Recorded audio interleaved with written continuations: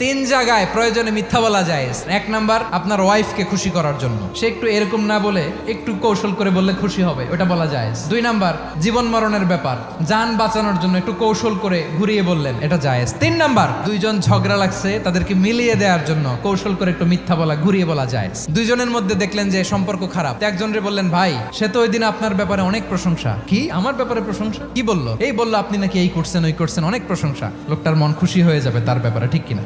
আবার তার সাথে যার ঝগড়া, ওরে যে বলুন, ভাই ওই দিন তো সে আপনার অনেক অ্যাপ্রিসিয়েশন করলো, অনেক, সে তো অবাক, কি রে বলে কি? এই যে দুইজনের ব্যাপারে দুইজনের একটু ভালো ভালো কথা বলে দিচ্ছেন, একদিন দেখবেন রাস্তা দিয়ে হাঁটার সময় একে অপরকে সালাম দিয়ে ফেলছে, সালাম দিয়ে বুকে জড়ায় ধরছে, আছে না নাই? আবার মিলমিশ হয়ে গেছে। কিন্তু আমাদের স্বভাব হইলো, দুই প্রতিবেশী যদি একসাথে বসে একসাথে হাঁটে, দূর থেকে দেখলে আমাদের জলে, আছে না নাই? ঘটনা কি? এই দুইটার মধ্যে এত মিল কে? এই দুইটার মধ্যে গিরিঙ্গি লাগানো যায় কিভাবে? আল্লাহর কাছে তওবা করেন, এই মানসিকতার যেন আমরা না হয়, আমরা মিলিয়ে দিব।